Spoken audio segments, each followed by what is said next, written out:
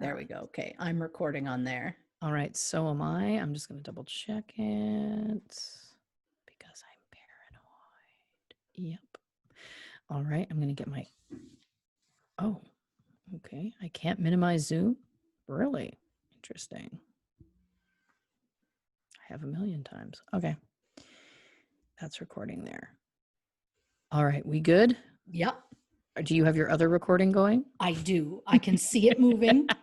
I can see, what a mess of a human. Not at all. Not at all. All right, here we go. What's up, everybody? Welcome to another episode of True Crime and Cocktails Unsolved Mysteries Edition. How's everybody feeling? How are your hearts? I hope they're full. My name is Laura Nash, and as always, I am joined by my co-hostess with the mostess, the intrepid internet researcher, Christy Oxborough. How you doing? I'm great. I mean, slow down. It's not that. It's not that. I mean, it is what it is. This year it's coming to a close, but I know last episode, I should just get out of the way. I am far more sober than I was in the previous time that I saw you. Yeah, you hooted and you nannied. You hooted and you nannied. Full hoot and nannied. It was it was a lot. Like listening back to it after, I did not remember a lot of that. So, I love that so much. And I said to Christy when we were texting about this before, I was like, it was nice because it was a real role reversal. Yeah. And don't like TV shows normally do that every once in a while? Yeah, they like you got to throw that in. Yep, totally. So I guess that was ours. Yeah. We'll see. I mean, we'll see. We'll see what happens with me and cocktails and how much further I get. But well, you just did a shoulder shimmy, so I did. It's seeming to me like you're on board, which I love. Well, I said I'm sober. I didn't say I wasn't a badass bitch. Anyone who maybe hasn't listened to the Hootenanny yet, if you go back, the drinking game is what we established in the episode, which is anytime we say Hootenanny, drink. But I'd also like you to drink anytime Christy says bitch, because I think you're gonna find you're gonna have a few toots on the old cocktail by the time you're done if you're playing that drinking game. Yeah, there is just something really, really empowering for me, I guess, about saying it. I've always said it, but there's just something wild that comes out. The microphone gets put in front of me, the ring light goes on, and suddenly this bitch comes out and I don't know how to stop it. And I don't want you to. Don't stop it. Yeah. I'm living for it. As long as I don't talk about the cats again, because that was amazing. I can't wait for the fan feedback about the cat rant. What's amazing also is that Christy said to me, like, do you think we should cut it? And I was like, no. I just remember at the time, like, you're in it. And I totally know that being in that place where it's like, I've got this thing and I got to tell this story. And I watched the clock and I was like, I think it was a 6-minute conversation. And by conversation, I mean diatribe. Monologue. Because I kept checking in going, she can't possibly still be going. She is. But you know what? Yeah. You know what I like about that? There's a few things I like about that. One, you're passionate about the cats. That speaks to me.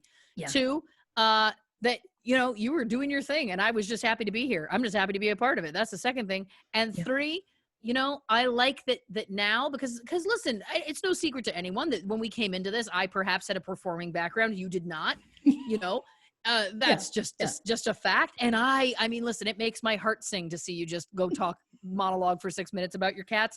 Cause to me, that's proof you're comfortable. And then I've done my job. You know what I'm saying? Yeah. And then I sang into the microphone and swung it around. So I just, one may say a little too comfortable. Some say I've created a monster. I say I've created a unicorn. Oh, that's beautiful. I was going to say, some may say I always was one. Oh no, that's not true at all. Not even close. Not even close. But yeah, listen, I think it was fun. You know what? Honestly, on this show, so often, you know, you've got the info. You're the researcher. You've got the facts, and you got to get through them. And I find in general, if I'm imbibing, if I have a goal, like if I have something to do, I can kind of keep my wits about me. But it's the second it's over, good night, nurse. So this was really your first opportunity to really turn it off and not have to worry about like keeping your head clear, which is great. Again, listen, and it was my time to shine for the cocktails. Like at one point I was like, do you have the recipe? And you're like, and I was like, wait a minute. I do. Like, I'm prepared for once. I have the info this time. Yeah. It was good for me too, is what I'm saying. It was good for me too. We both got to walk in the other one's shoes. Yep. And test out that ride. We both spread our wings and we flew. Some in a straight line. Some smashed into the ground, I think. Smashed is definitely a word I would use to describe that, but yeah. Well, yes, true. Very true. Yeah. But listen, it was a hoot, and don't pardon that pun. I had a great time. I thought it was I had a real laugh, and that's really a gift to me in my life. From what I remember, such a good time. Oh boy. The other thing, and listen, I wasn't going to reveal this, but now that we're into it, I think it's fun. The other thing is that, you know, we are a completely independently produced podcast. We do everything ourselves. The only thing we don't do ourselves is we do have someone edit the episodes for us. Because we don't have that ability, like, or that know-how, I should say. And B, even though we could learn it, we do not have the time. No. You know, Christy's putting in literally 80+ hour weeks researching, doing all of our social media, doing all the uploads, making all the promo videos. Like, it is beyond a full-time job for her. Yeah.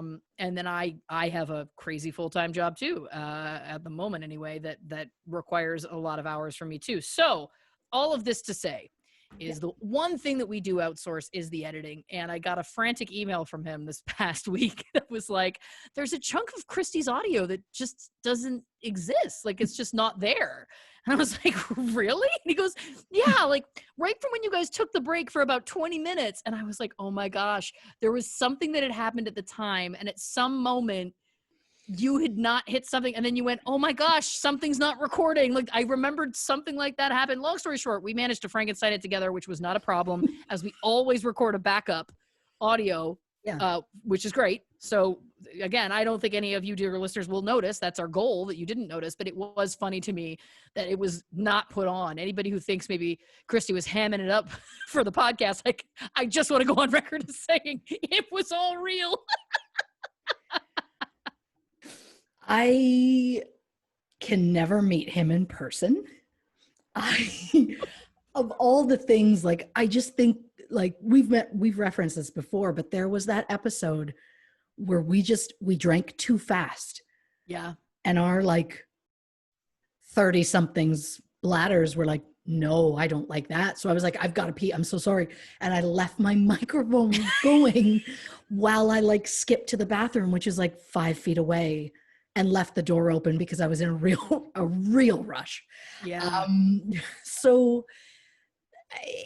and the fact that like he hears all of this, because I start recording my audio backup earlier than I record like the videos. So oof, like, I mean, he, if anyone, does see behind the curtain. Let's put it that way. And a gentleman has never brought it up to me, has never said anything. If anything, he just sent me a message saying it's been a pleasure. So bless him. Oh, that's bless him. Nice. Yeah. That's nice. Yeah. Great guy. Very, very, very grateful. Now listen, this of course is our first of 2 fan theories episodes, because guess what, Buttercups? There was so many fan theories that it's been very difficult for us to narrow it down. So we're trying to narrow it down into 2 episodes. We're still not going to cover them all, but don't worry, because obviously we've got more episodes of the show coming, which means we'll have more opportunities for more of your theories, which we love. And so this is, of course, Fan Theories Volume 1. And, you know, Christy has compiled just kind of an assortment of some fun ones, because again, you all really came out with some great theories. I'm very excited to get into these. Now, it should also be noted that we did mention before, if you had specific pronouns you wanted us to use when we read your theories, to please let us know. Now, as far as I know, I don't think anybody has in this batch anyway. Let us know that there was anything specific. So therefore, I'm just prefacing by saying that's why we're approaching this in this way. And if we're talking about a gal, that's how we're approaching it. If we're referring to the person, we'll probably use a pronoun because we haven't been instructed otherwise. But I just wanted to put that out there. We're not making assumptions. And as we go forward, if you have a theory that you're emailing to theories@truecrimeandcocktails.com and you have a specific pronoun you'd like us to use, just let us know in the email. We're more than happy to oblige. So should we, listen, I'm excited about all of these. It should also be noted, this is airing December 29th, correct? It is. Which means we are on the cusp. We are dangerously close to New Year's Eve when listeners are listening to this, if they're listening to it on release day. If you're listening to it, maybe they're listening to it in the next year. Maybe they're in the future, which is exciting for you because that means that 2020 is officially over. What a gift. Yeah. Mm-hmm. I mean, not to be okay, no, I'm gonna full on quote you right out the gate. Devil's advocate. But not to freak anyone out, but like, what happens if 2021 comes along and we get a few months in and suddenly we go, oh my God, I wish it was 2020 again. I've been haunted by that for weeks. I have been thinking, get out of my anxiety brain, because I have been thinking that exact thing for weeks. I'm like, oh my God, we're building up this new year into such a huge thing that it's like, oh yeah, F 2020, blah, blah, blah. What if it's worse? I've been thinking that exact same thing. Well, I mean, I'm glad we have each other. Totally. Totally. I mean, I was just going to say, let's play a fun game and list all the things that could be worse. But then I realized that's not a fun game at all. And no one wants to hear that at all. But I will say, I think in general, just when you think in my, existence, and I've had a very blessed life, don't get me wrong, very privileged life in many ways, but I've been through it in quite a few different ways over the course of my life. And what I'll say is that something I've learned is never think that it can't get any worse. Because the second you think this can't get any worse, it will. That's usually the what gets you, is being like, oh, okay, that's such a relief, it's over. And then it's like, I'm right here. Just kidding. Yeah. Now, are you a New Year's Eve fan? I mean, New Year's Eve for me now is considerably different than New Year's Eve when I was like 21. When I was younger, like just oh no. When I can't tell if that's laughter or tears. It's a fine line. I think it's a little bit of both. Got it. They're the most memorable time. I mean, obviously the New Year's we shared together, where we fell asleep and slept through midnight. Yep. Through a party. Yes. But the joke is the party forgot to pay attention to the time and didn't realize midnight had passed to like 2 a.m. And so then they started the noisemakers and everything. And I think at that point we'd woken up and we're like, oh, it's New Year's. No, we were late. Yep. That is one of my most memorable New Year's. But I think the top, and I'm not saying it's a good memory, I had a bit to drink. Shout out for anybody in town that listens to this. Shout out to the Rock and Royal. Now, that bar was, forgive me, but that bar was a bit of a hole in the ground. But it was our hole in the ground. We loved it. And bless it, it no longer exists. It's now just a vacant lot, which is just devastating. It is. Wow. It is. Well, that's sad. It is. I mean, there's so many times in the last few months that I'm like, I wish more than anything that I could just head there, for a few hours. I'd be way too old to be there, but I would still head there. Then we'd go across the street to the Brunny. Am I right, folks? Not the point. That was a little bit for the Moose Jaw folks. Now, can I ask a question? Yeah. I'm so sorry to interrupt, but was it the Royal or was it Champs that we went to on your bachelorette night? Was it the Royal? We would have gone we went to the Royal first. That's right. Because you either start there or you end there.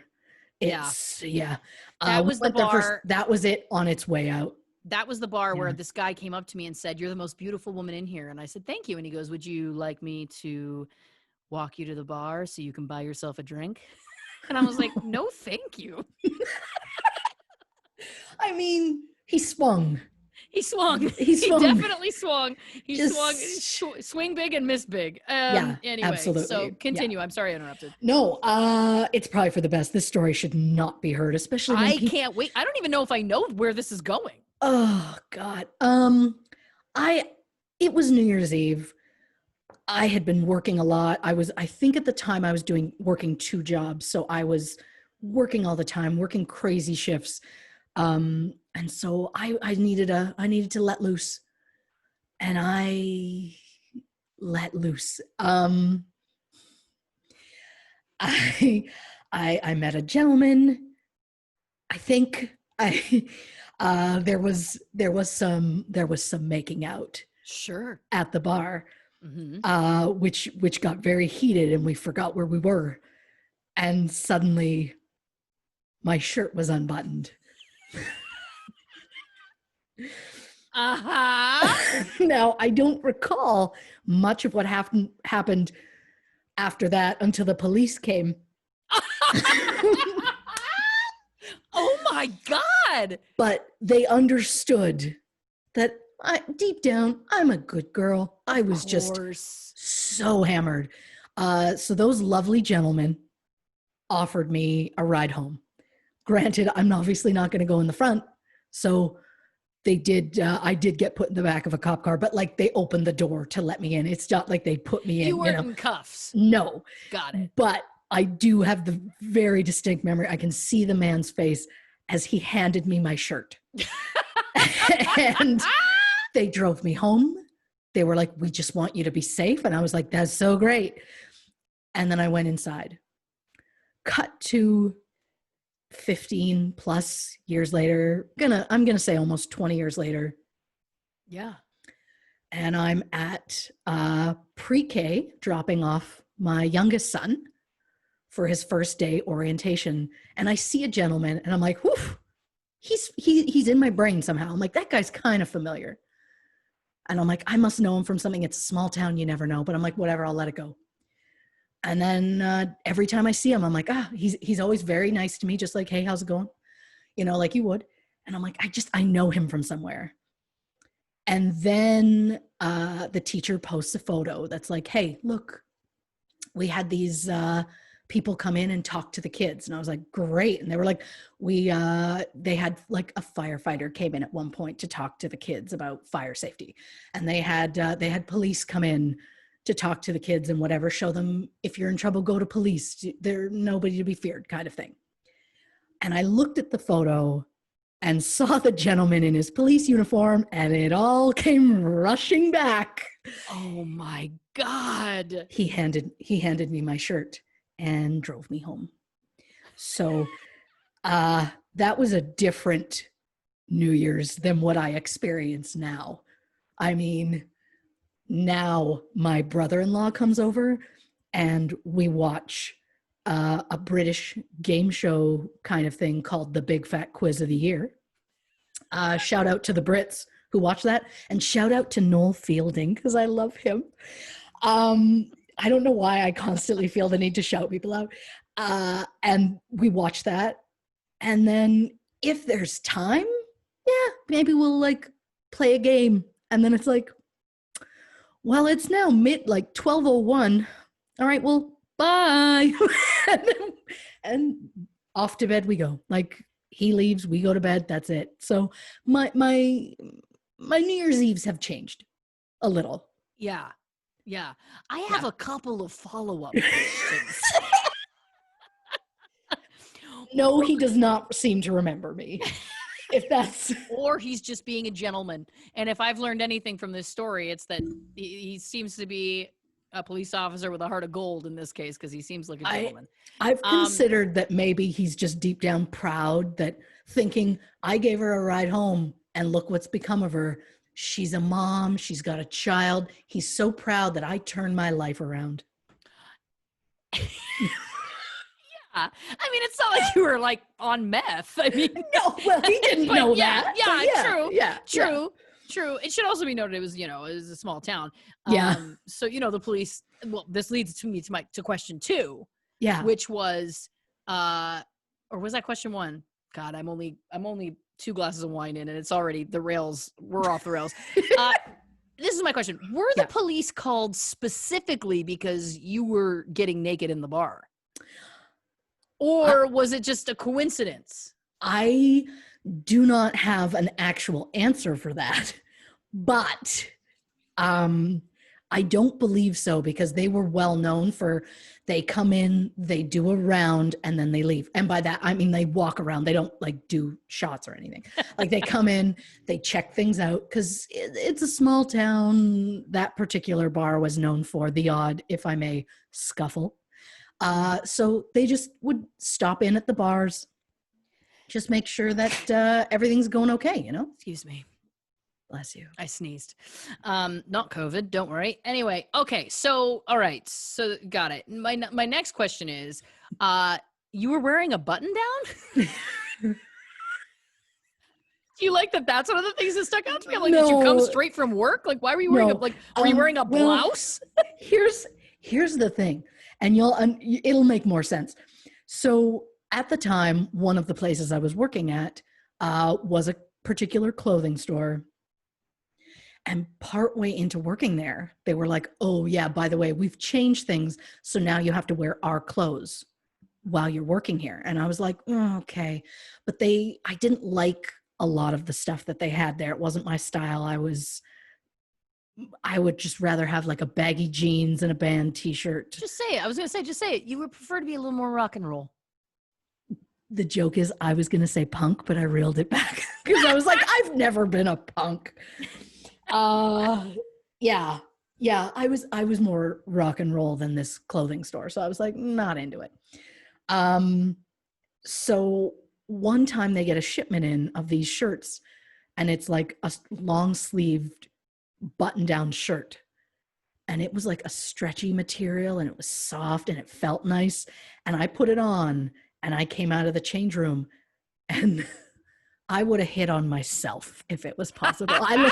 I looked great. And I was like, oh, that's nice. Like that, it was like form fitting in the right way. It hid things it was supposed to. Like it was a beautiful, that once in a lifetime magic shirt. So I'm like, I'm going to buy that. And so, yeah, you wear it to work and suddenly you want to go to the bar, just boop, boop, 2 buttons undone and away. Of course. You literally went day to night. You day to nighted that blouse. I love it. I did. I mean, you day to night to late night. And what a night. Just rough. Yeah, I'm going to probably really regret telling that for the amount of people I know that may hear this, but yeah, listen, fine. You were young. Fine. You were what, 21? Come on. Everybody does ridiculous things when they're young, and that was one of the things I did. And it's just, his face stuck in my brain because he was very kind and attractive.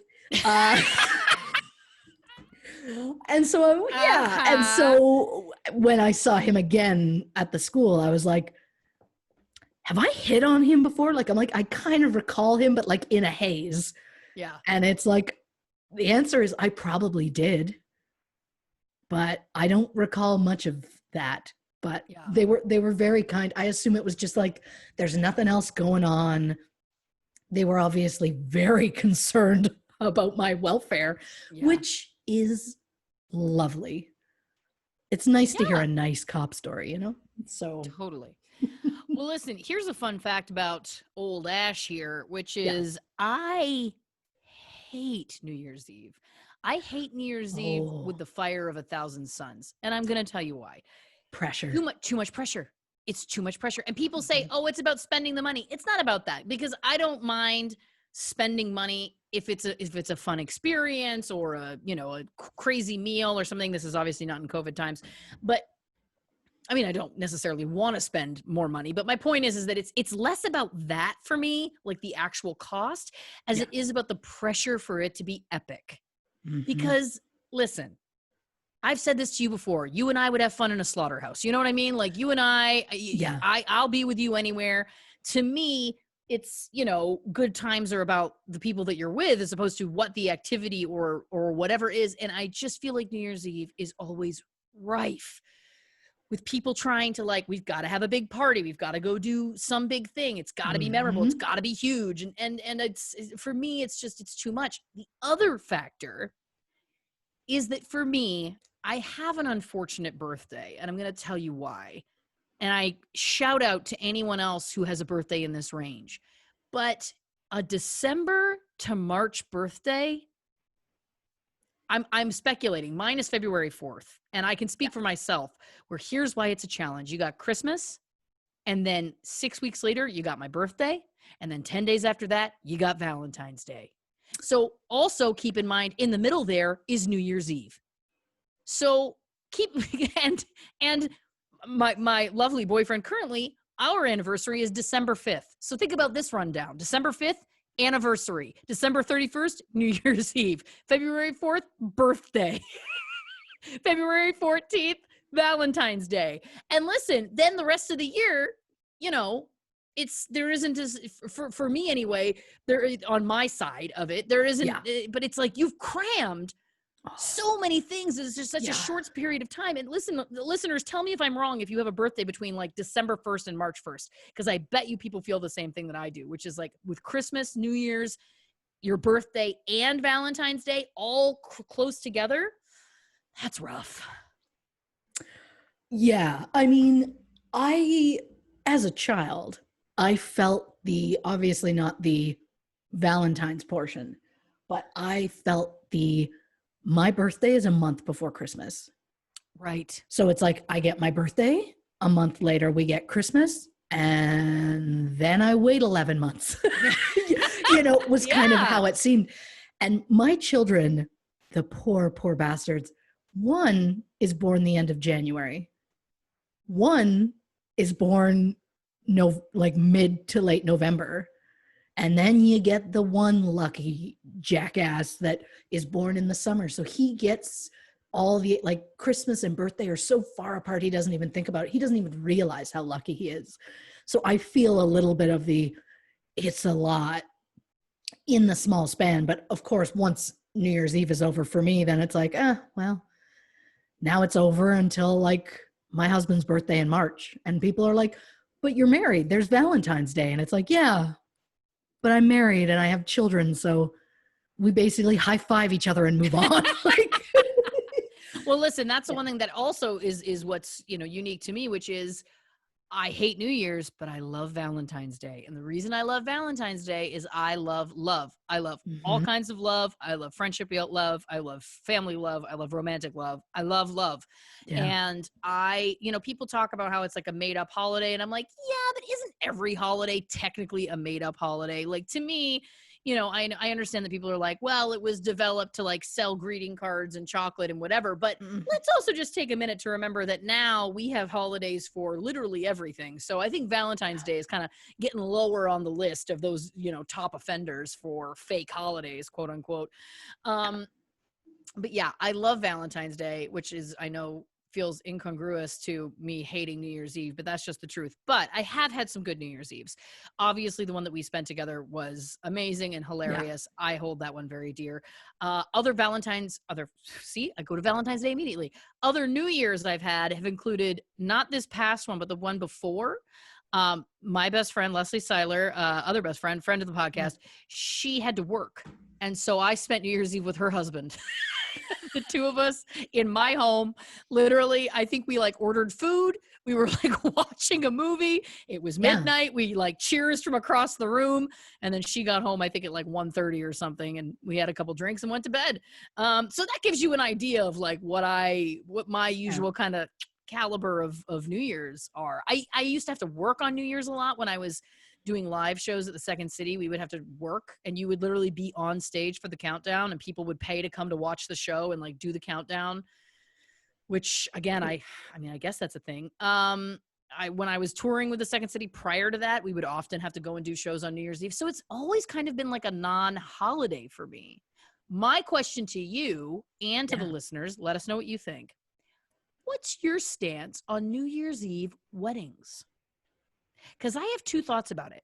Mm-hmm. One, I'm irritated that I'm like, don't tell me what to do with my New Year's. But two, because I hate New Year's, I'm like, this is a good excuse to do something else. So I'm very conflicted. Sure. I do know somebody who got married on New Year's. And if any of you got married on New Year's, congratulations. Yeah. And it's to each their own. To me, I don't care for it. Now, as somebody who got married on a holiday weekend, I have no leg to stand on in this situation. But getting married, like forcing your guests to choose if they're going to spend that very holiday with you or go and do what they normally would do. That's a lot. Like I stand with myself is like, I feel like I gave them the rest of the weekend off, well, it should also be noted, you got married on Labor Day weekend, right? Yeah. So Labor Day and New Year's, no shade to Labor Day, but that's the Khloe Kardashian of the group. You know what I'm saying? I'm kidding. I love Khloe. I love her. She was very nice. I have no shade. It's just a joke. Yeah. I get it. Plus I justify it with, again, I got married like on a Saturday.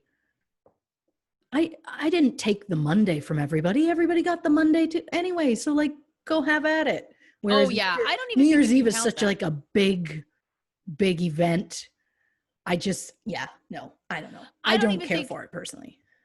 I don't think that you can compare your Labor Day wedding to a New Year's wedding because, again, it wasn't on the Monday. That would be a different story. Right. Yeah. But again, for those who are listening that maybe did have a New Year's Eve wedding, I'm not opposed to it because, again, for me as somebody who I hate the pressure, that would actually be nice for me because it would take the pressure off. And then it's like, well, I got to go to this wedding, so I can't worry about anything else. Like, I don't hate that. That makes sense. Yeah. But I'm racking my brain again for other New Year's memories, and gosh, they're just so few and far between. And I'm sure and certain there's friends of mine who are going to listen to this and be like, "You monster! We had a great New Year's," and I apologize now for that. But what I will say about this New Year's, what I'm looking forward to, is Leslie and her husband and my boyfriend and I. The four of us have been a bubble from the very beginning of COVID. We don't see anybody else. Now, obviously, I go to work every day, but I'm also tested every day.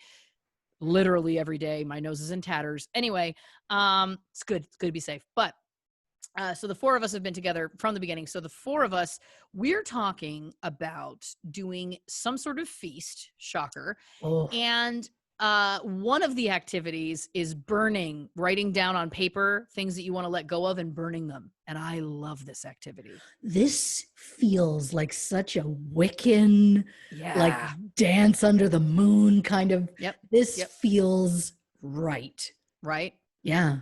Yeah. Yeah, I like that a lot. So I'm looking forward to that. I'm looking forward to, to writing those things down, burning those papers, sending them out into the ether. Feels very healthy to me. Yeah. What a great metaphor. Right. So I like it. I mean, God, I wish we had something fun planned, but we're going to do the same thing we do every year, but without the brother-in-law, because our province has locked us down to private gatherings of 5 people or less. And as a household of 5 people, we are not allowed guests. So, and they've now just pushed this through. They were going to think about whether we were going to be able to over Christmas or not. And they've just let us know it's a big no. we are locked with, we got who we got, and we will just see through the new year this way. And it's just, we're still assuming that they did one. We're still going to watch the big fat quiz. It's a favorite thing of ours. We love it so much.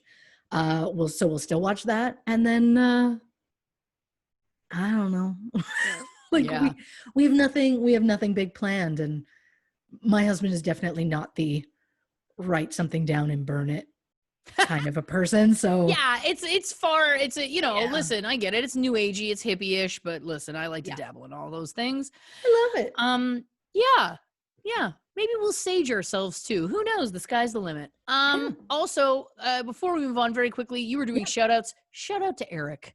And I'm going to tell you why. This is Christy's brother-in-law, and I'm going to tell you why shout out to Eric. Mm-hmm. This is a test to find out if he listens to the show. So there you go. Interesting. We'll find out. We'll know. Are we going to get a message? We'll see. What else is he doing? The joke is he could hear it and then just not say anything. He could hear it and chuckle to himself and just, that's it. Well, and then that would be borderline mentally abusive. I'm kidding. I'm totally kidding. But seriously though, we're shouting him out, so he better respond. Anyway, I'll hold it against him if he doesn't. I know. Anyway, listen, I hope all of you had a great New Year's Eve. I know it's a very strange year, as we've talked about before on this show, and we hope that if you're bored, if you're lonely, if you don't have anything to do, that you're taking us and having a little bit of a break from whatever it is that you're doing or not doing, and having a laugh with us, having a drink with us, because it makes us feel like, we're a part of your holiday as well. So let's get into the fan theories. So excited. This first one, I'm just going to dive right in. This is about Missing Witness. Now, again, this is just as a reminder, we'll give you a little bit of a recap again about Missing Witness, because you're like, all of them run together. What is the name of all of them? Which one was that? I don't remember. I'm vamping because my iPad is, oh no, what has happened? Oh, this is rich. Okay, here we go. This is the time, of course, for it to backfire. What a joke. All right, so we're talking, of course, about Missing Witness. This was episode 3. The recap is that after killing her husband, Gary, Sandy enlists her daughter Lena's help to get rid of the body. Racked with guilt, Lena confesses to Gary's brother, but when the police try to intervene, Sandy gets lawyers involved. When Lena is turning 21 and finally able to testify against her mother, she mysteriously disappeared. Sandy claims that Lena ran off with a boyfriend, but no one has seen or heard from her since. And it should be noted that at the time of her disappearance, and this plays into this theory, Lena was engaged. Right. She did have a fiance that she did live with. And basically he came home one day, and Sandy, of course, who we do know pretty much, who has already killed her husband, Gary. We can say it. She's done it, right? You know, she's not done any time for it, for example, but we know that she's done it. Anyway, he comes home, Lena's fiance, finds her mother, Sandy, and she says, oh yeah, Lena ran off with some other guy. And her fiance went, okay, bye. And that's basically that. So that brings us to our first fan theory. This is from Jessica. And Jessica said, I really agreed with what Lauren was saying about the fiance. If my fiance up and disappears, I'm not just going to believe this crazy mom. I'm going to ask some questions, send some texts. We already know that Sandra liked younger men and had a habit of engaging in adultery. What if she had something going on with the fiance and convinced him they should take care of Lena and then raise her son as their own? This would solve her 2 biggest headaches: never having a son. I think that meant. Yeah. Never having a son, and having a daughter that knows she's a murderer. After they get rid of her body, the fiance gets understandably freaked out because he just committed murder. He can't go to the cops unless he also wants to be arrested. So instead, he just takes off and separates from the family entirely. I love this theory so much. I think there is some real plausibility here. Is plausibility a word? Absolutely. Great. So many things. Yes, we do know that Sandy was into much younger men. She had that MO. We know that her, she's dated and married men who are younger than her.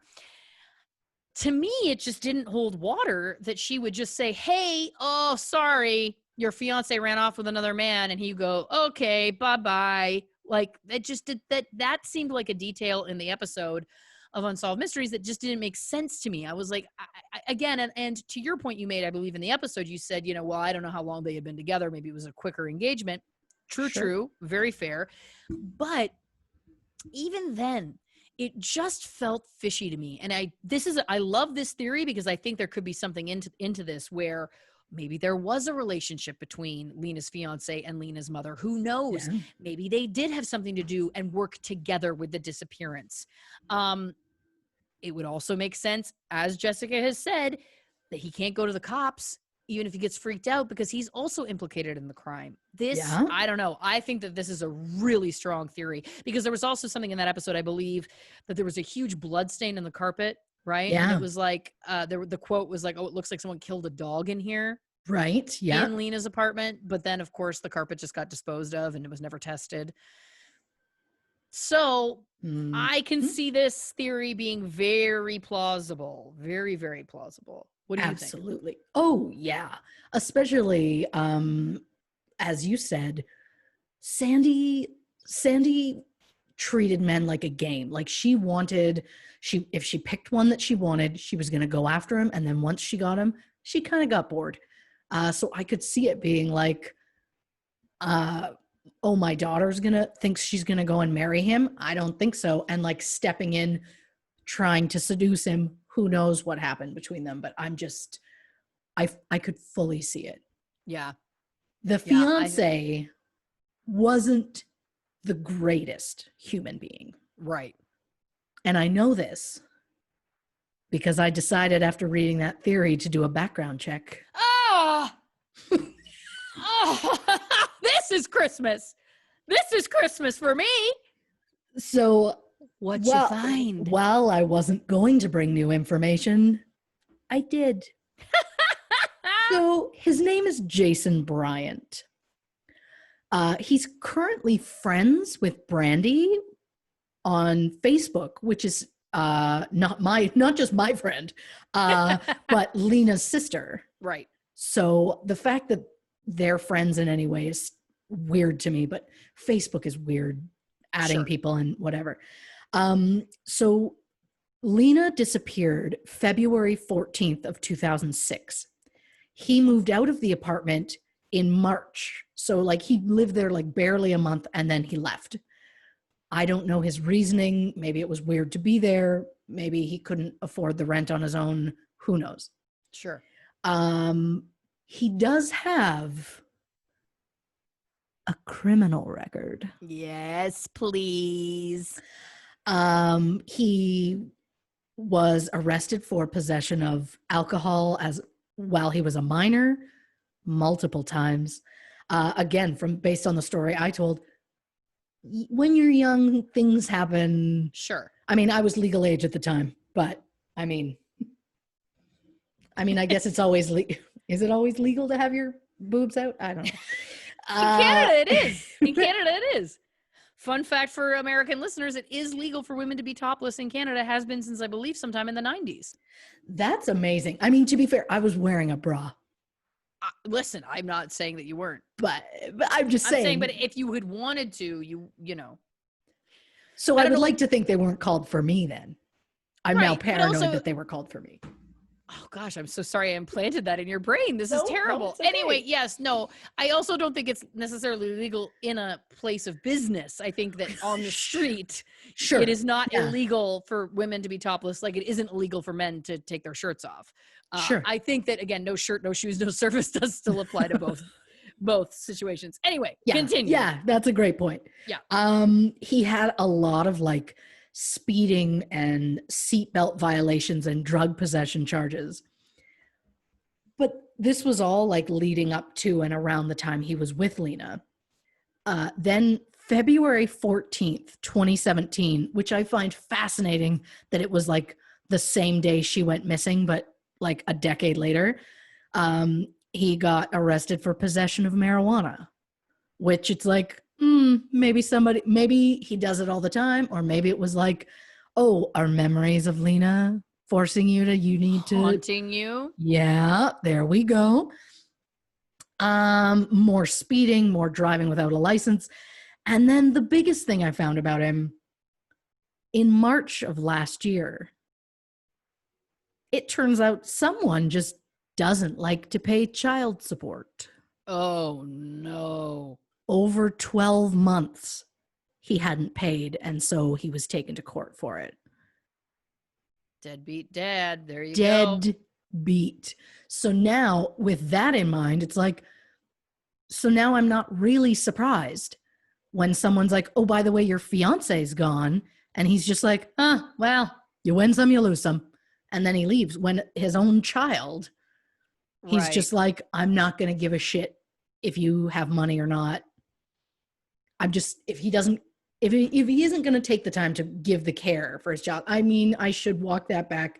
I don't know. I assume he's not seeing the child if he's not paying child support. It could go either way. But maybe he's the best dad in the world, but has issues with the mom and refuses to give her money. I don't know, but it's possible he doesn't see the child. So it's just I'm not saying no to Sandy and him hooking up and it becoming a thing, but I'm just saying maybe he's just like a shitty human. Well, listen, none of these charges are like, assault or correct.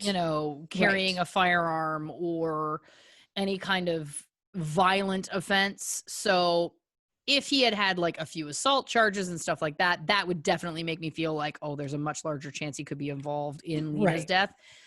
But that also being said, the one thing that this paints a picture of for me is, again, I'm not suggesting that people with those charges are automatically murderers at all. I want to make that clear. That's not what I'm saying. But somebody who does have that chip in their brain, that does feel detached from things, that doesn't feel like, I know we don't know the ins and outs of the story or his financial situation, but somebody who doesn't necessarily have that drive to care about making sure their children are provided for, or that their fiance has just gone missing.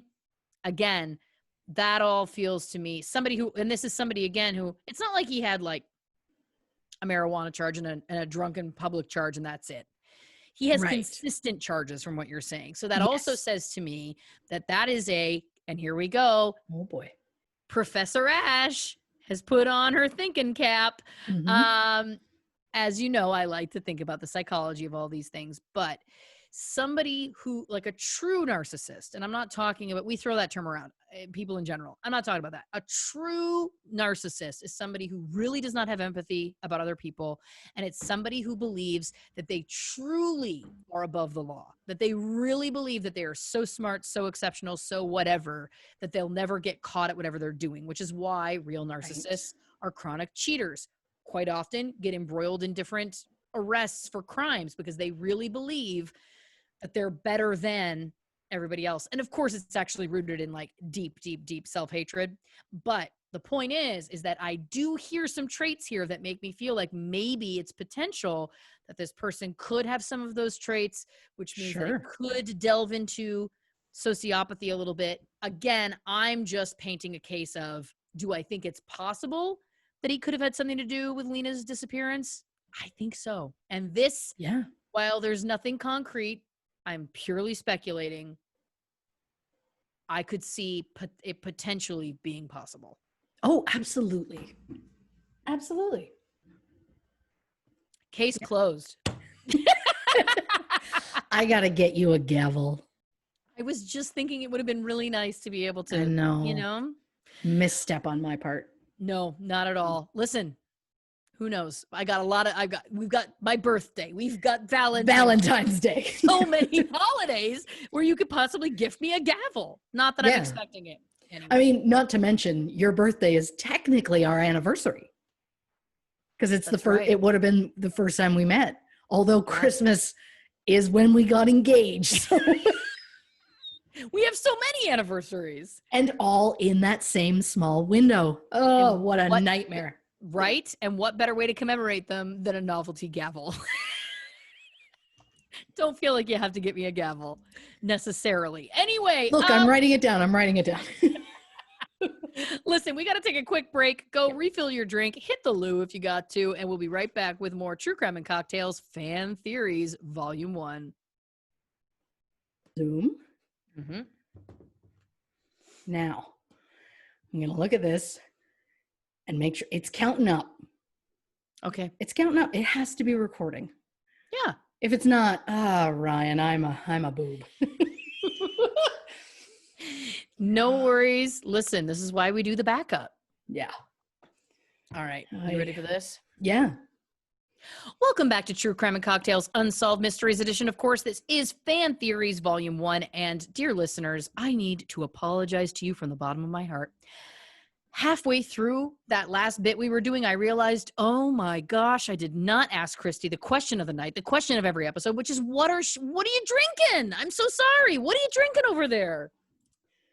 Well, I decided because this one airs at the end of the year. Yeah. This is like our last episode of the Hellfire 2020 year. Sure. So I thought, what is a better way to go out than to honor my favorite gal and go with a little cran sparkle scoop. Oh my gosh. I love it. The Cran Sparkle Scoot. Yeah, I made, and let me tell you, this one is delicious. I didn't measure this time. I just got sloppy and threw things in, and it is so good. I have a second one lined up.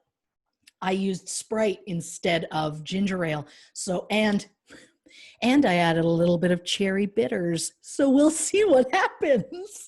Well. Yeah, I got sloppy, but classy sloppy somehow, socialite sloppy. Oh yeah. Oh, yeah. You're socialite sloppy for sure now. Yeah. So I can't wait to try it.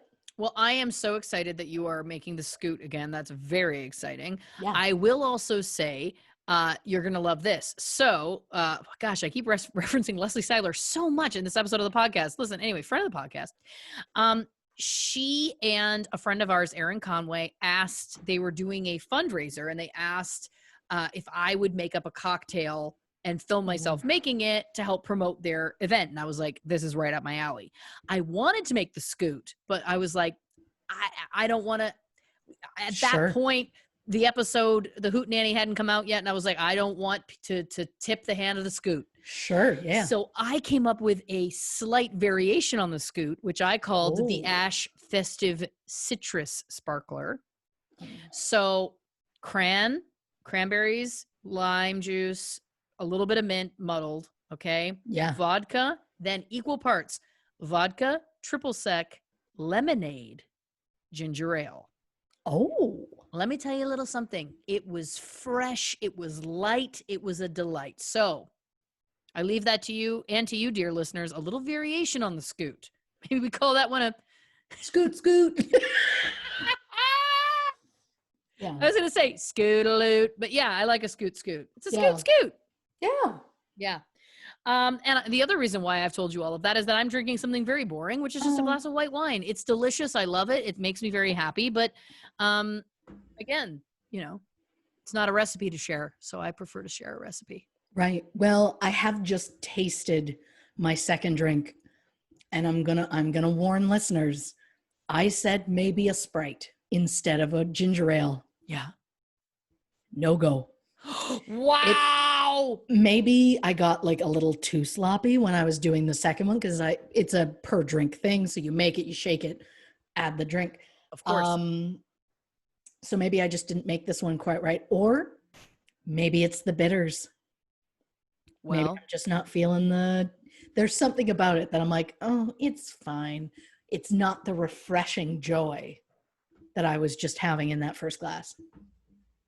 Well, what a shame. What a shame. Listen, that makes my heart sing. And also, I'm sorry. Nope. Yeah, I think it was the bitters. Bitters are they're a tempestuous lover, bitters. I'll say that. Yeah. Is this my first go at doing anything with bitters? Yeah. Was it a terrible choice? Yeah. Listen, as someone very wise once said to me, sometimes you got to cross the line to know where it is. Oh, yeah. Yeah. Bitters is the line. I'm so sorry. No, well, it's listen. great. we're going to get back into the fan theories. We got so many to go through. Christy, you want to take this one? Yeah. This one is about our Halloween episode that we did called Twisted Tales. Yes. I had told a story in that episode about when I was about 7 years old, and I met this random child I didn't know and followed them to the woods. And then we ended up coming across a fountain that was full of blood and surrounded by dead rats. Yes. Now, I know that people are like, I'm sorry, I misheard her. You didn't. If you're not familiar with the story, go back to Twisted Tales. I believe it's episode 6. Yes. And you can hear the full story there. It is chilling on every level. Yeah. We also told this story when we went on Bigfoot Collectors Club. And while we were on there, you and I talked about maybe we should go back. We should revisit this place I lived in as a child. We could check out and see if that fountain's still there, because it was a question of, was the fountain there? Was it something in my brain? Who knows? So we're like, we should go back. This would be great. We're having fun about it. And the guys were like, don't go back. Like, that's a terrible idea. It could be calling you back to finish the job. So the idea of going back, we're like, oof, nope, that seems like a terrible idea. So we got a message from Amber. Yes. Who said, would it be possible to use a drone to go check out the dead rat fountain area? Is that a workaround to you not being allowed to go back? I mean, that's brilliant. It's pretty smart. Yeah. Listen, here's my pitch for this documentary. Are you ready? Can't wait. We take a trip there, okay? We don't go near the area, but we take a trip there. We stay in a hotel. The first 3 days, we're just hanging out. This is not going to be a compelling part of the documentary. It's going to be us probably leaning against each other in the bed, snacking, maybe watching Dr. Phil. Who knows? I assumed Grey's Anatomy, but yes. Well, listen, equal opportunities for the doctors. Anyway, 100%. He's lost me over the years, don't get me wrong, but that's not the point. Anyway, the documentary gets good when we do release the drone and we go over that area. I mean, that would be very compelling film, I think. And also, I think this is a great idea. What do you think? I love the idea of being able to do any road trip with you. I think it'd be great. I think you should be the navigator. I don't. Sure.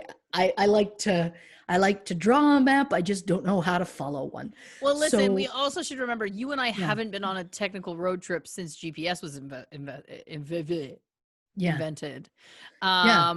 Although there was that time that I picked you up to go to Disney, and then my GPS messed up and started directing us to go to my house, and then I was like, well, this is a nightmare. But anyway, listen, I'm just saying, next summer, it sounds like a dream. I love it. A full dream.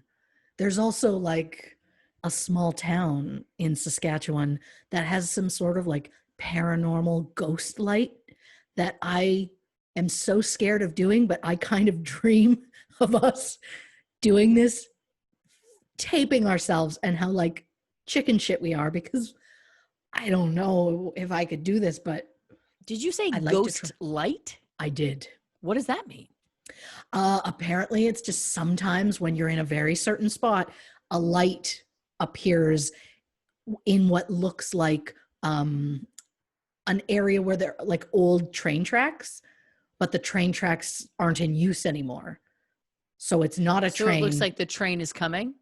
I think so. Oh, God. I'm not suggesting we like stand there in the hope that, watching it come at us. I'm saying we like stand at a reasonable, safe distance, watch it from afar, scream if we see it, We'll socially distance from the ghosts.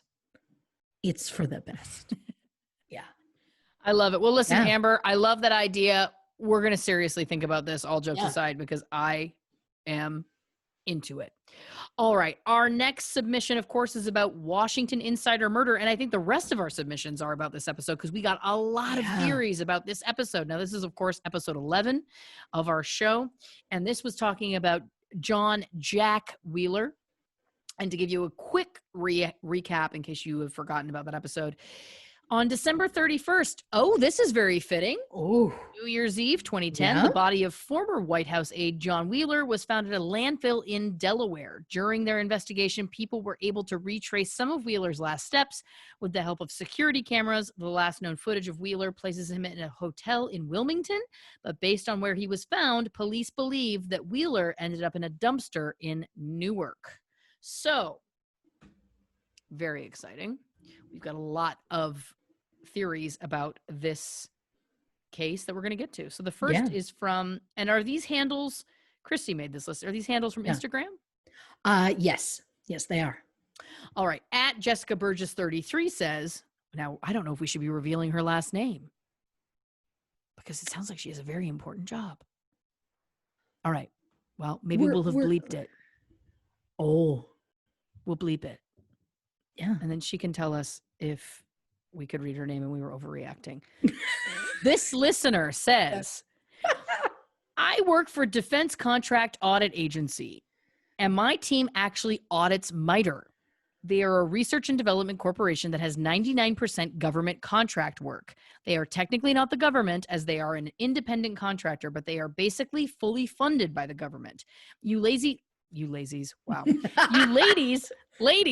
sounded a little confused when talking about it, so I just wanted to clarify for you. They do a lot of top secret / classified work, so there is a chance that John was working on top secret stuff at MITRE when he was found dead.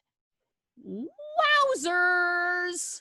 Yeah. I think one of my favorite things about doing this podcast is how many people contact us that are like just the other day, we had a forensic nurse. We had a lovely lady contact us and be like, my husband is like a medical forensic examiner. If you need help, I will put you in touch with him. I love it. He didn't volunteer, but I love that she volunteered him. I love it too. That is absolutely something I would do with, forcing my husband into.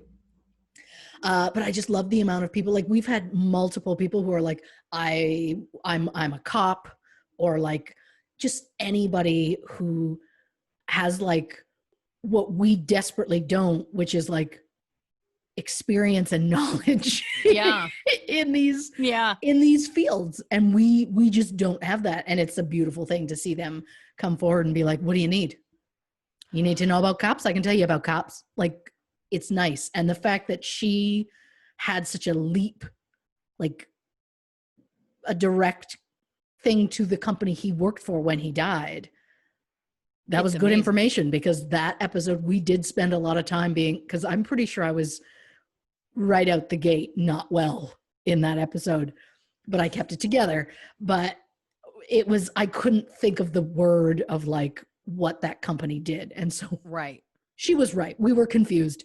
I'm glad it's nice. It's nice. And listen, to anyone else who's listening who maybe has like, first of all, we want your theories no matter what your job is. Don't ever think otherwise. 100%. But if you are somebody that has a connection in this way and you want to share this information, like I put out an all call if you've been a contestant on Where in the World is Carmen Sandiego, or a member of Rockapella. We want to hear from everybody. So remember, theories at truecrimeandcocktails.com. I can't remind you of this enough. Thank you so much, dear listener, for this submission. Again, I feel like we should protect her name. She hasn't told us to, but for some reason, I'm like, I don't want her job compromised. Not for this. But yes, we so appreciate this, because this is, again, I did feel like when we were doing that episode, I do feel like I was the person that was not fully convinced that there wasn't some sort of intrigue going on, because it did feel like he was talking about cyber crimes. He did have this kind of like high level security clearance, it seemed like. And now this listener has kind of reiterated that, yes, it's a lot of top secret and classified work. And I do feel like, her saying that there is a great chance that he was working on very classified stuff when he was found dead, that has to be a factor that's taken into this. But of course, the case, that's such a head scratcher, obviously, but I think we would be remiss not to focus on a little bit on that. It's like, well, yeah, it could have been. Was also dealing with stuff that could have made him a target. Yeah. Maybe he learned too much. He knew too much, what have you. So thank you again, dear listener. Yeah. Do we want to go on to the next? Sure. Again, I'm going to say it every time I have to say any name. Forgive me if I'm not saying it correctly. This would be at KM Hokey. Yep. This listener says, if he was a consultant, could the company he was consulting for have had vehicles he could use? Maybe they sent a car and a driver. Also, if it was simply a psychotic break or an older person struggling with Alzheimer's, why not release the full autopsy? You can't say they're trying to preserve his dignity because of the pictures and the videos that were released. I think this is a great point. Absolutely. And you know what? And I thank you, dear listener, because I think I was trying to get there, but again, we don't like pre-script what we're saying on the show. So sometimes there'll be things that I think of that I forget to bring up. But you hit on something that I'm so glad you did, which is if it was just it would be so easy. It would be so easy to write this off as a mental illness issue, his potential Alzheimer's, what have you. Yeah. It would be so easy. So why is the autopsy being kept hidden? And my follow-up question to that is, who is keeping it hidden? How? Yeah. And that's not a question. Again, this is out of our personal knowledge or jurisdiction. You know, again, if you're somebody who maybe has more knowledge about this, please let us know. Because my question is, how is that information kept hidden? Does his family have the autopsy? Are they allowed to? Or is it so top secret that even they don't know? I mean, usually in these cases, or usually when they don't release an autopsy, it's because there's something in it that can help them like pinpoint who it was. Right. So it's like, we're not going to release that because we're going to use information from it to catch somebody or something along those lines. So that's why they won't do it, because they don't want to compromise their investigation. But it's like, but what could have been found about him that even like a decade later, you won't release it? Well, and also that also feels like they do believe that foul play was involved, because if, you know, what our theory was, or what we were leaning towards at points, was that he was having a manic episode. He was potentially feeling like he was being chased, or potentially was being chased. Who knows? He hid in the dumpster for warmth, or to hide himself, etc. If all of that was what we thought it was, then why hide the autopsy? There's really no reason, truly, unless somebody involved believes that foul play was involved. So I'm going to go on record as saying, again, I am the conspiracist, I feel like, of our duo. And I do feel like there was something else involved. I think it was a combination of things that kind of led to the true mystery about this case. But I don't know. After these two last fan theories.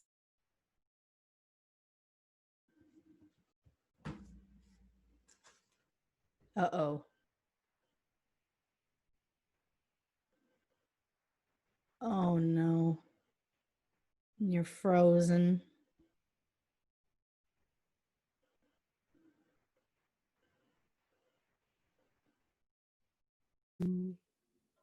There we go. Okay. All right. I'll lead you in. Okay. All I'm saying is these two fan theories have made me feel like my instincts that maybe there was somebody else involved. Maybe he knew too much, or somebody was after him. I definitely think it was a factor. There, I said it. Yeah. I mean, we had mentioned maybe it was more like his bipolar that he has. Maybe it was something along those lines. But I mean, now we're learning he had like top secret information he could have been privy to. He had lost his briefcase, so maybe that had top secret information in it. It's just, there could be a darker reason as to like what happened to him. I still like, there's a good reason why this was on the show, because it's compelling. Let's get to our next theory, though. This is from at KCAF 0624. KCAF 0624. Clearly, he was going on the run. He had a wad of money and was clearly trying to hide from someone. Was it the neighbors? Was it something else? I think he was off his medication, believed someone was after him, and was trying to hide. Maybe he thought the wife was involved, and that's why he abruptly left NYC. I still have so many questions, but I remain convinced that his death was an accident, and the injuries sustained were from the tumble in the dumpster. So a bit of a different take here. Now, again, in the episode, you and I definitely had some suspicion about the wife because there was some stuff there that felt very odd. Yeah. Listen, it's so hard to know. Again, the thing that I keep coming back to right now is that the cause of death was blunt force trauma, right? We know that he had sustained a bad beating, and there was speculation that others and ourselves had made that maybe he had those injuries happen as his body was falling from the dumpster, or perhaps he was crushed as he was, taken into the garbage truck. But let's for a second, I mean, again, I am hearing this theory as well, where it's like, was his death an accident, or was he put there after a beating? Like, it's such a mystery. Again, it's such an unsolved mystery, you know? Yeah. I like the idea of there being like a specific reason why he had to leave immediately when he did, because he normally did not leave home that early. Like, normally the time between Christmas and New Year's, he just kind of got to be at home, hang out with his family. But for some reason he was like, I have to go to work. And it was a very quick, very sudden thing. So, and forgive me, this isn't the nicest way of saying it, but I love the idea that maybe it was like he was starting to get paranoid about the wife and was like, I've got to get out of here. I need to go somewhere else, somewhere safe, go wherever. And then there was that potential break-in, whether it was real or not, that he didn't talk to his wife about. So it's like, did he not say anything to her because he was purposely trying to put distance between them? Well, and that brings us to our next fan theory. Yeah. Okay. Yeah. That's me. Well, you brought up the break-in, and that seamlessly flows into this theory. This one is from Rain_surfer. I wonder if John was freaking out about his lost, misplaced briefcase when he decided to stage a break-in, because who the fuck breaks plates in a sink other than someone who wants an easy cleanup?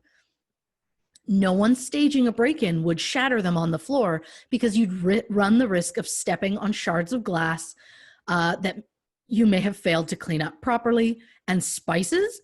That seems like a quick and easy cleanup with a wet paper towel. It just all feels odd, as if he tried to cover his tracks about where he lost his briefcase with highly sensitive material. And then, in order to keep up the charade, he began to act paranoid about things.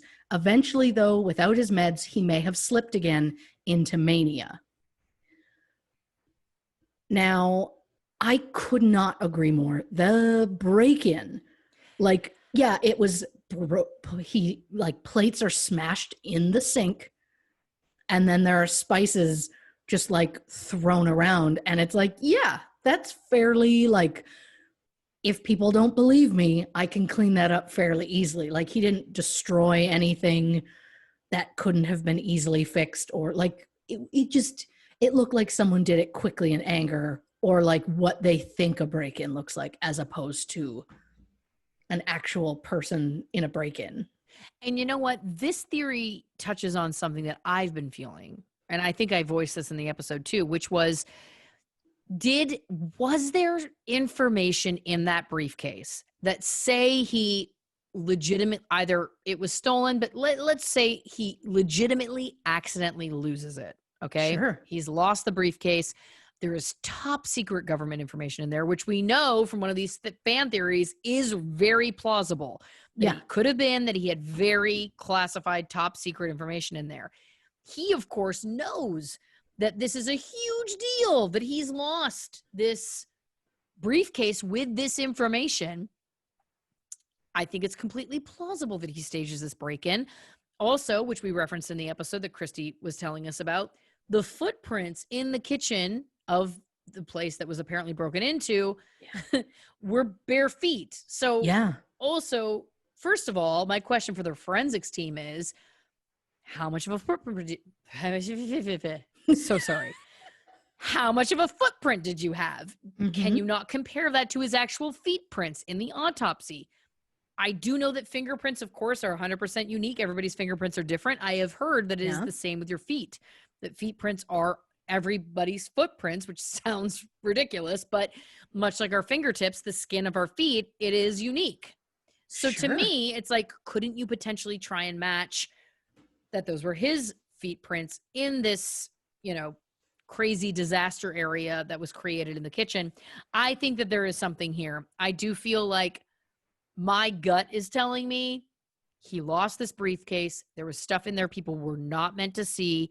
He freaked. What is he going to do? He staged this break-in. He was in his bare feet at the time. And perhaps, yes, perhaps he was not taking his medication. We know that he spent time sleeping in the basement of a building, for example. And maybe that is how, through his heightened sense, not related to his mental illness, but through his heightened panic, it triggered some of his mental illness, especially if he wasn't necessarily getting his regular doses of medication. Now, run with me on this. What if, so let's say the break-in was a ruse. Let's say he lost the briefcase or not. We'll get to that thought in a second. But let's say he loses the briefcase, freaks out, and is like, I am in so much shit. Stages the break-in. So it's like, look, it's not my fault. Someone broke in. They took this stuff, whatever. Is it possible he went to places that he knew had security cameras and like purposely was putting on a show so that when people found it, they would be like, hey, his house was just broken into. We can see this big mess. Look at him. He's acting crazy. Because like at one point he was like looking around for somebody and then he just kept screaming like, my briefcase has been stolen, as though like it's on, I've got a witness, I've got a camera, I've got all of this proving it. So if later on, like they're looking for proof, it's like, look at all these, I went to all these places looking for my briefcase. I even told this stranger that my briefcase was stolen. So that's a thought. This is really solid because, you know, here's the other thing. I know that in the episode they focused on his bipolar, and we obviously talked a lot about his bipolar too, but let's also think for a second about this. This is a man who had a extremely impressive career, and he did for multiple decades. So it's clear to me that obviously he had his bipolar under control. We know he was on lithium, etc. So it does feel odd. Now, granted, we're going to take a different viewpoint. So in the episode that we did before, we talked about the fact that if he had stopped his medicine cold turkey, he could have had worse symptoms of his mental illness. Let's put that to the side for a second and say the opposite, which is that he kept his medications going, that he was completely clear and cogent throughout this whole time. Mm-hmm. You're right. He could have absolutely staged a lot of this, knowing, okay, where can I go where I'll be filmed? Where can I go where there's a paper trail? Where I am nervous about my safety. I need to be somewhere where I know I'm being filmed. And I'm going to continue this narrative that my briefcase was stolen. I think that that's brilliant. And I think that that is completely plausible because this was a very intelligent man, extremely intelligent. We know that from the list of accolades that he had that you had listed in the episode.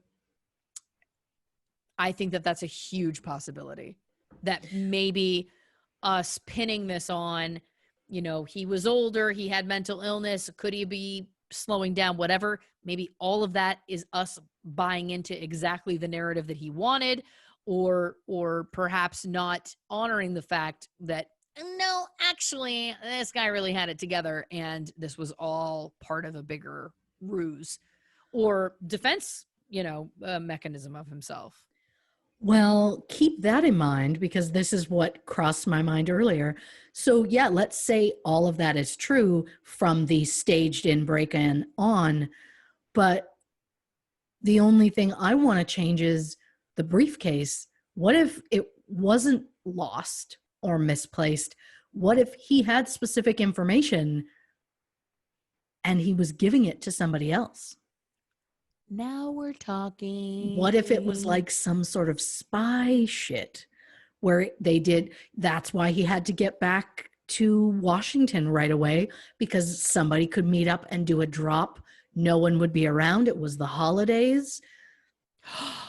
I'm gonna, yes. And what if he had made some deal with somebody to do one of those drops? He gets to the deal and it's not the person that he thought it was, or the situation all of a sudden has shifted and he goes, oh my gosh, what deal have I made with who? I have to try and cover my tracks because I thought that this was one thing and it's something completely different. Look, if I think we need to start like keeping track of all the theories we have in case things get solved, and anything that's not the real thing, we start a Lifetime movie. I like it. All right. Yeah. Let's hear this theory. This is from Stephanie. She says, longtime listener, first time theorist. Could he have had bipolar with psychic episodes? I'm going to start over. I'm going to make a note to cut this because we don't need that kind of slurring. All right. This is from Stephanie. She says, longtime listener, first-time theorist. Could he have had bipolar with psychotic episodes? I work with clients in the mental health community who suffer from psychosis as a part of their bipolar, and the things they do and see are unimaginable. They truly see and believe in what they believe to be real.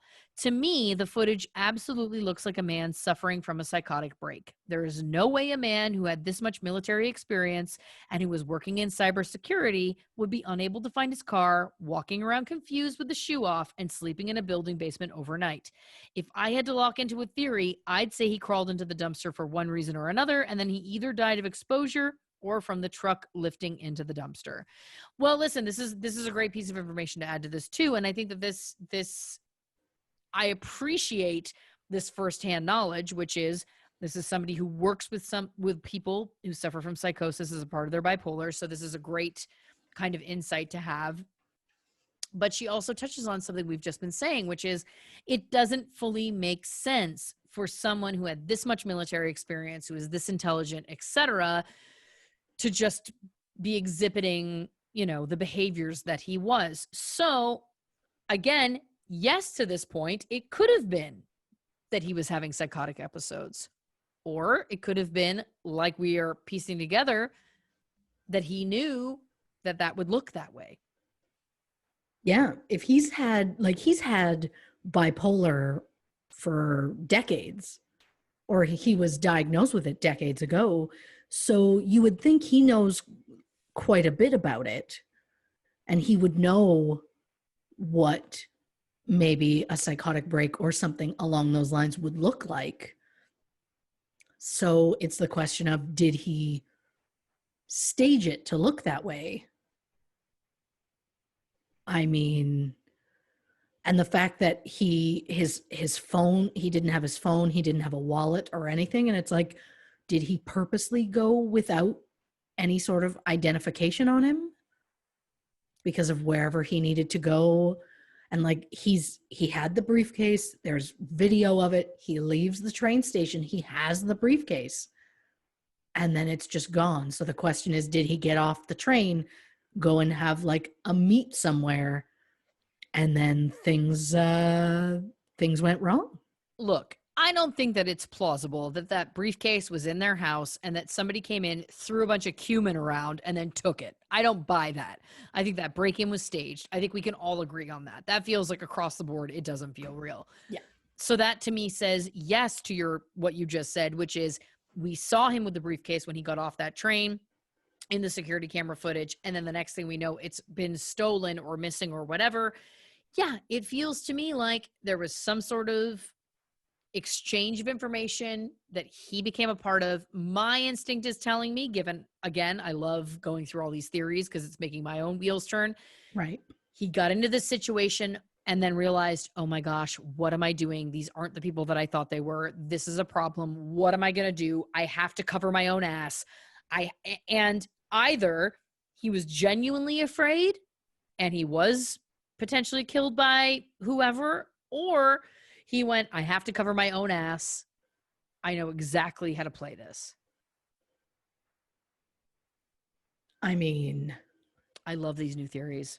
Yeah. I love that they spark something else for us, you know? I know. That's really exciting. Thank you to everybody who submitted all of those theories. They were fabulous. I do have to say, I'm seeing a note on my page here that's saying that now, I obviously in this episode referenced that I was trying to think of a fun dumpster story for us to tell about our lives and our relationships. Yeah. And it says here that someone did submit a fun dumpster story. We thought this was impossible. Yeah, we thought that wasn't a thing at all, but we've been proven wrong. So I want to hear it. I want to hear it. We got a fun dumpster story from Maggie. Thank you, Maggie. Maggie says, when I was in my first year of university, I came back to the dorm to find a wilted bouquet of flowers on the floor in front of my door. These things had clearly seen better days, so if it was intended to be a sweet gesture, it certainly wasn't landing. So I wandered to the common room to see if any other dorm mates had seen the flowers that were left. And as I make my way down the hall, I realize I'm not the only person who received a decrepit bouquet.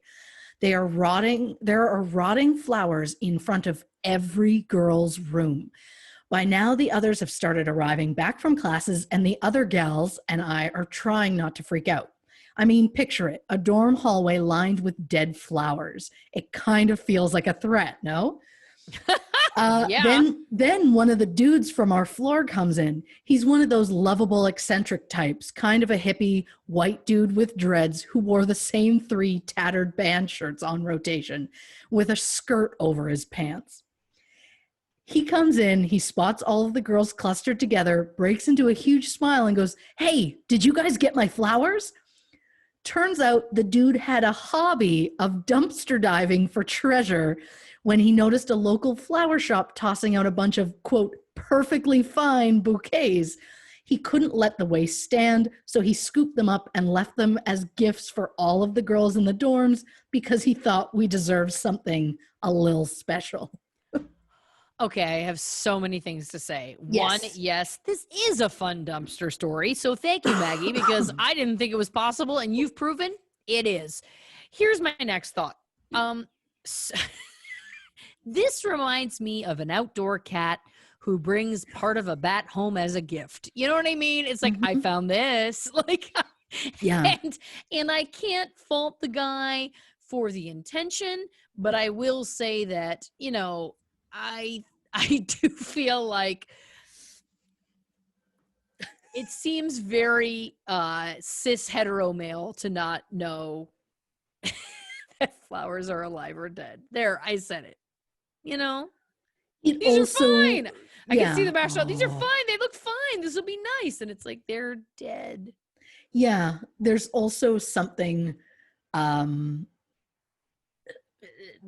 about dudes that would so like not think of that might be misconstrued as creepy, because how many things do dudes see that they're like, oh yeah, that's fine, and whereas women are like, oh no, that's not right, you know, like, because it's all about your perception and what viewpoint you have. So I love that we've been proven wrong about dumpster stories. Yes. I love that this one seemed like it was going a dark way, but then like circled back to, it was just like a lovable oaf, you know, lovable like oaf. Exactly. It was like Shaggy from the Scooby-Doo gang. Like that's the kind of crap he would pull. Totally. So totally. The other thing I will say is that as somebody who, I can't have flowers in my home because my cat eats them and then immediately barfs inevitably on something nice. Yeah. So if I get flowers, which I love and are lovely, I do keep them in a bathroom with the door closed so then the cat can't get to them. Sure. What happens sometimes when I do that, though, is I forget that they're in there. And then it's like, like you open the door and it's like, you get hit with a wall of stench. Mm-hmm. It's a thick, it's almost like a fog of smell. Do you know what, you know what I mean? Like, it's not pleasant. And I just have this vision of this gentleman who, bless his heart, was like, I can give these to some girls and make their days. And not only are they all dead, which looks weird, but also I have a feeling that the smell was not the best. Oh, I feel like that could be true. Yeah. I also feel like if this had happened to me when I was in my early 20s, I guarantee my reaction would have been, "Aw." Well, like, I truly believe that at that point I would have been like, "Oh, that's sweet." I wouldn't have had that moment of like the one I'm having now of like, oh, I wouldn't care for that. You know? Listen, I hear you. And I think about this a lot. You know, I think about, and we all live and we all learn, you know, but I think that sometimes the things that we thought when we, in our youth, were appropriate or okay or charming, we learn later in life, no, not great. Don't go topless at the bar. I can't say it because I love it, so I can't condemn it. No, is the fine. Truth. It's fine. That's just the truth. Yeah. Listen, thank you to all of our listeners who submitted their fan theories. We loved this so very much. And the truth is that we just had so many that we've tried to narrow it down. So next week is going to be Fan Theories Volume 2. So make sure you stay tuned for that because we've got lots more of these theories coming your way. And I also want to tease that we're going to actually record that next episode right now, which means that our level of drunkenness can only go up from here. So if you think that we're feeling loose, we're a little loose in the lips right now, buckle up because guess what? It's only going to get worse next week. Your drunk girl is one of my favorite things in the world. Like, it gives me so much joy because like I can hear it in my head even when you're not saying it, and you always do that very adorable like scoot into the microphone. Yeah. Oh my God, I live for it. Bless you. Well, listen, if you have a theory, if this has spawned any new theories for you, if you have a theory about a case that we have not mentioned in this episode, email us theories@truecrimeandcocktails.com. If you're involved in police work, forensics, top secret government information, we also want to hear from you. Rockapella, the list goes on and on. Theories@truecrimeandcocktails.com. We are so looking forward to hearing from you. If you haven't already, give us a follow on Instagram @truecrimeandcocktails, on Facebook @truecrimeandcocktails, on Twitter @notdetectives, and visit our website, truecrimeandcocktails.com, where we've got all kinds of things, including the unedited Zoom versions of the show. Again, you're really going to want to look forward to next week's episode because that's where we're starting. That's the lower rung of what's happening. It's going to be a great time. It's going to be a great time. Yeah. Christy, do you have anything else you want to add before we sign off for the night? Nope. She looks so thoughtful. I was like, she's got something good. She's got something. Not at all. No, great. Totally misread it. Great.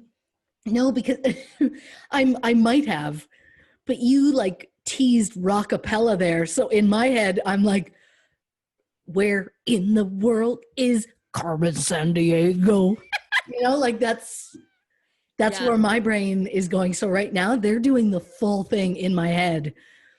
So I can't wait. She sings around the world from Beijing to Carolina. Isn't that part of it? Kiev to Carolina, but yes. Damn it. I know. Is Carolina a place? It's like north or south? I think you're supposed to, I don't know. Shouldn't it be the Carolinas? Probably. I tried looking up the lyrics once, but it's just, it's a little too fast for me. It's not a karaoke option. Well, I'm hearing you. I'm hearing you. This comes from the woman that was obsessed with Eminem for a while. Sure. And that was okay for me. And I mean, I like Dre. Oh, Dre. Like, I can't get into my 90s rap R&B artist phase, but like Nate D-O-double-G, I can't get into this. Little Salt and Pepper was on the radio earlier. I was singing along. Like, I can't be stopped. Again, this is where we're going to start in the next one, so can't wait. Listen, dear listeners, we love all of you so very much. Thank you for being members of our True Crew, and we look forward to seeing you very shortly, a week from when you're listening to this potentially, but for us, mere minutes from now, when we bring you True Crime and Cocktails, Unsolved Mysteries, Fan Theories, Volume 2. Good night, everybody. Bye.